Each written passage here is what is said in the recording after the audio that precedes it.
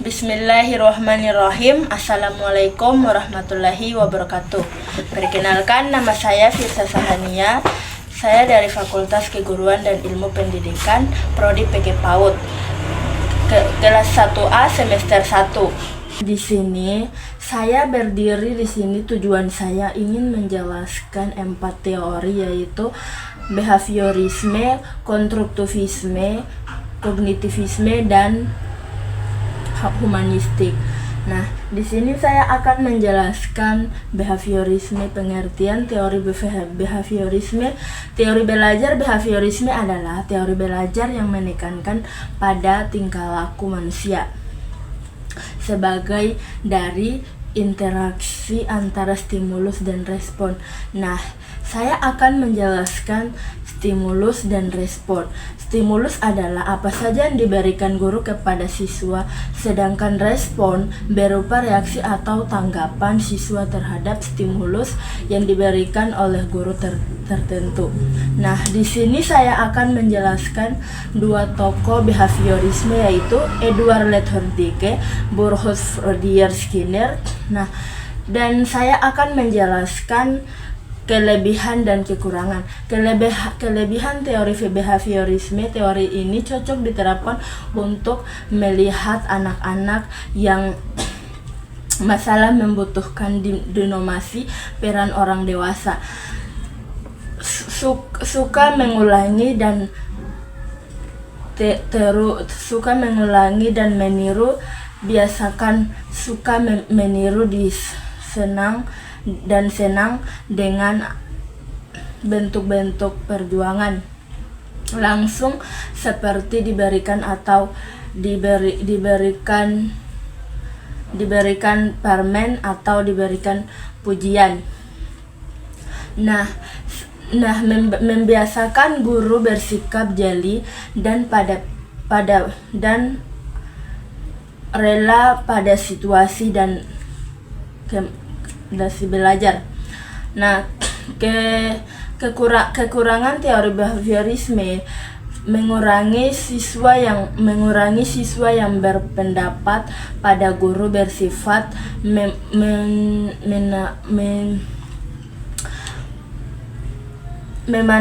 mekanistik dan hanya berorientasi pada hasil yang diamati dan diukur. Murid hanya mendengarkan, tetap menjelaskan guru dan menghafalkan yang diberikan dengan belajar secara teori kognitivisme. Pengertian teori kognitivisme yakni mencangkup semua kegiatan mental, memungkinkan individu mengaitkan penilaian peristiwa, pengetahuan, dan pengalaman tersebut. Nah, di sini saya akan menjelaskan tokoh-tokoh teori kognitivisme, yaitu Jean Piaget, David Ausubel, Jerome Bruner. Yang menurut Jean Piaget, teori kognitivisme merupakan proses perkembangan secara genetis, sedangkan teori belajar kognitivisme menurut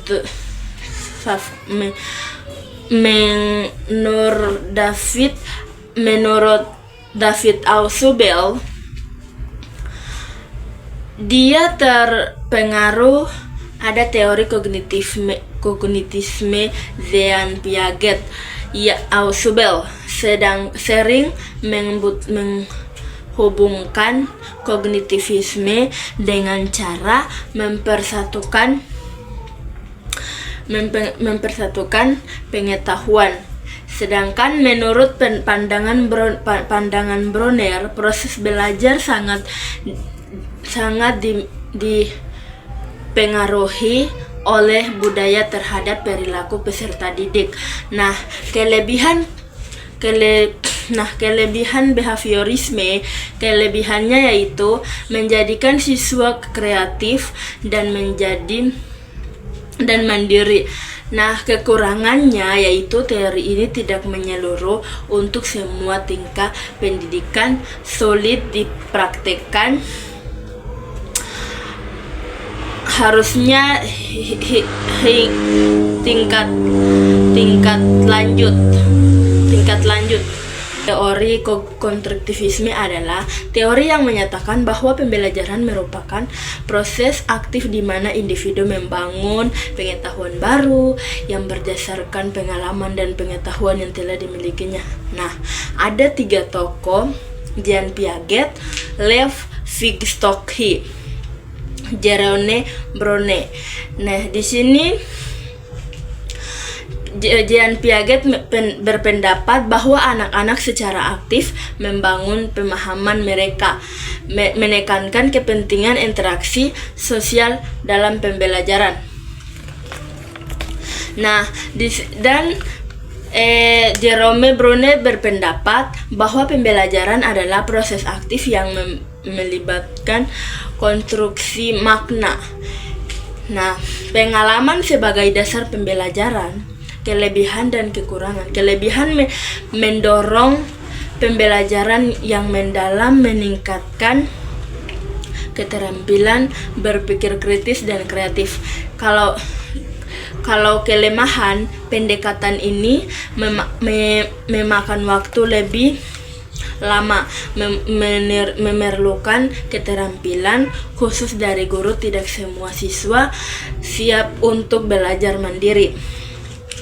Prinsip-prinsip konstruktivisme pembelajaran yaitu mengenai proses aktif, pengetahuan sebagai konstruktivisme sosial, peran guru sebagai fasilitasi, pentingnya konsep dalam pembelajaran. Dan ada teori belajar humanistik. Teori belajar humanistik adalah memandang bahwa siswa dapat dikatakan telah berhasil dalam belajar apabila telah mampu mengerti dan memahami lingkungan serta dirinya sendiri. Nah, ada beberapa tokoh, yaitu ada 2, Arthur Holmes dan Abraham Haji Maslow.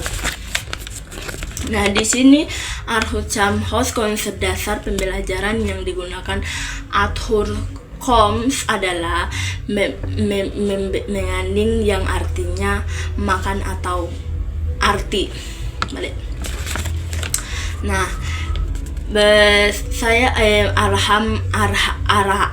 Abraham Haji Maslow.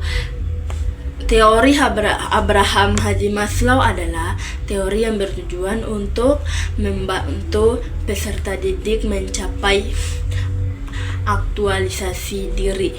Sekian dan terima kasih. Itu saja yang saya sampaikan.